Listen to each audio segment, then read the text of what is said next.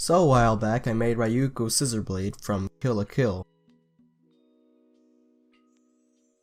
Making this scissor blade is also how you basically make Nui's scissor blade. So I started off with making several sheets of hardened paper using 110-pound cardstock. I made about 10 full sheets and 20 half sheets. You make hardened paper by gluing sheets of paper or cardstock together using school glue. This will make the material thick and strong when it is hard and soft to cut when it is wet. I put these sheets under heavy books for them to semi-dry so they don't warp when I glue the rest of the sheets together.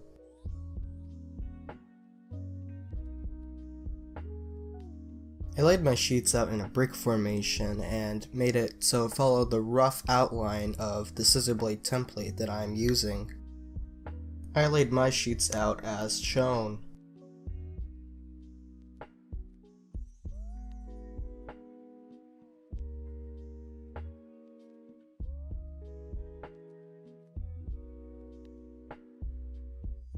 I made my template 4 layers thick. I then put large heavy books over the entire template so that it will avoid warping while it is drying a little more. I then taped the template around my hardened paper template, and then I used transfer paper, which is graphite on one sheet of paper. I put that underneath the template, then I traced over the cut sheet. This will transfer the cut sheet onto the hardened paper, making cutting easier. You can tape or glue the template onto the hardened paper template, then just cut over the lines of the cut sheet.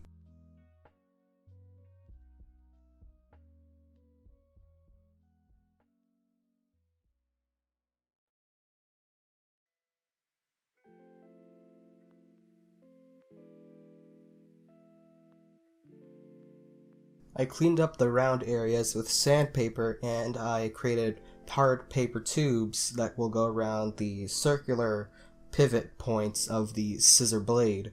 The diameter of the tubes will be the same diameter as the pivot hole.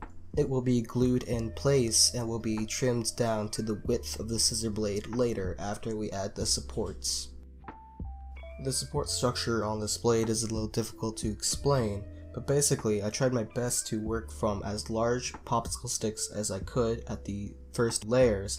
Then as I progressively got to the final layers, because the supports are going to be 4 layers thick, I try to use smaller and skinnier popsicle sticks. Specifically at the handle, I chose to use shorter popsicle sticks to get the contour better. Also, keep in mind that you're only going to be supporting one side of the blade. The handle will be supported on both sides though, so make sure your blade does not warp in this process like how my blade does. Also layer the support structure like a brick pattern as best as possible. I positioned the support structure roughly where the contour of the sharp edge or sharp line down the center of Ryuko's scissor blade will be.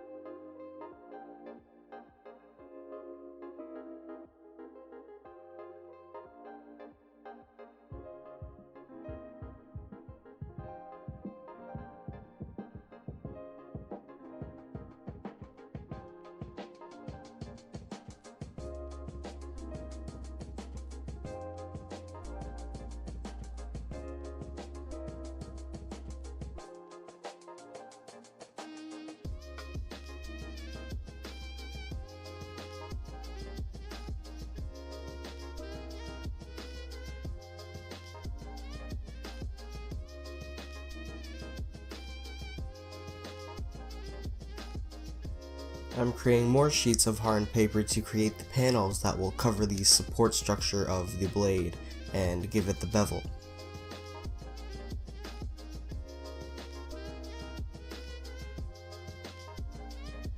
I will also be paneling the flat side of the blade to further prevent warping.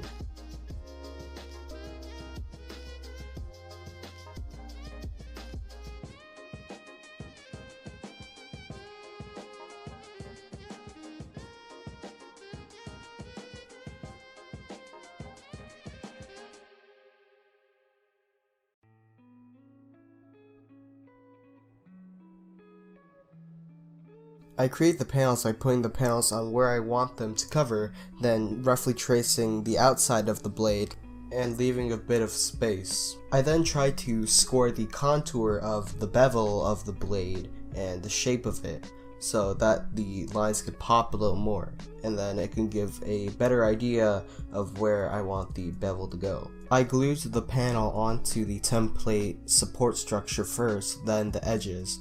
You can use school glue or even contact cement.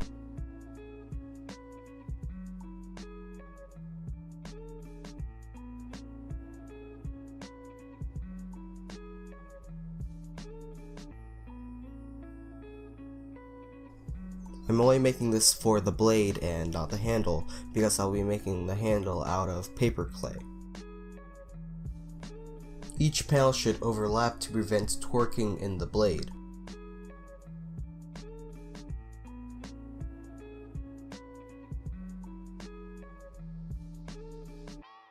I'm now trimming up some areas and cleaning up the blade to make it look a little better, and I'm also filling in some problem areas with paper clay. I'm using wire to apply the paper clay and make it a little smoother and easier for sanding later. Here are the spots that I tried to fill up. These will all be sanded later.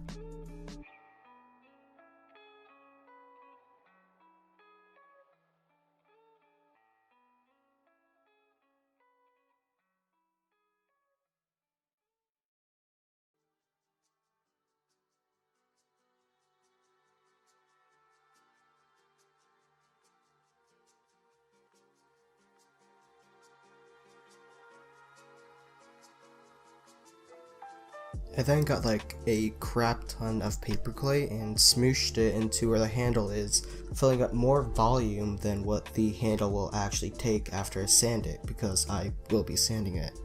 I'm pushing it into the popsicle sticks because the popsicle sticks act like a rebar, because paper clay alone will easily crack, considering it's a handle.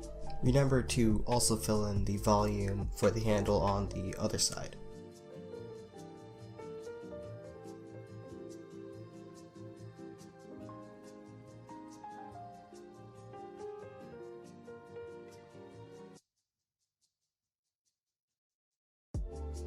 I'm now sanding my handle down to shape, and I'm also using Dremel to get rid of lawn material really quickly. I'm also using a sand block to get some smooth, very flat sands. I am also sanding in the problem areas that I filled in earlier.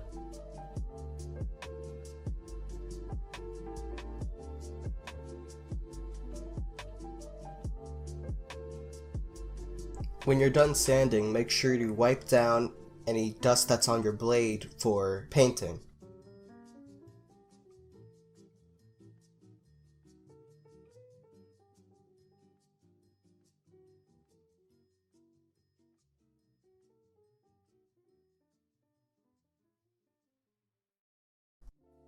Here's how my final sanding turned out.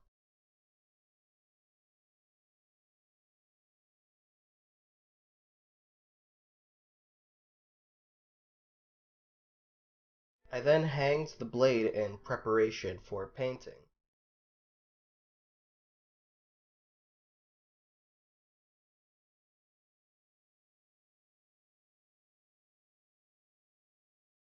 I first started off with a red primer, but I'd suggest using a black primer if you're going to use a metallic finish.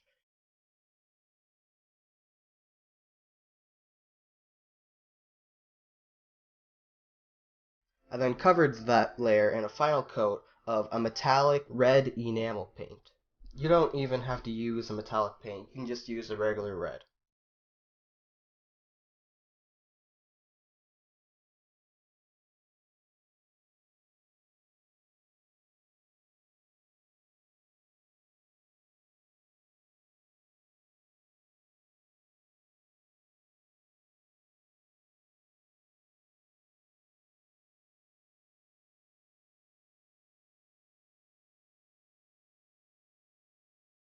So yeah, that's basically how I made a scissor blade. You can make one as well if you really want. It looks pretty good. I'd say quote unquote screen accurate.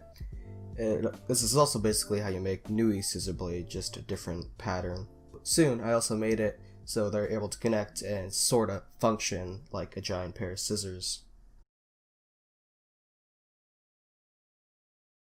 So yeah, have a good day.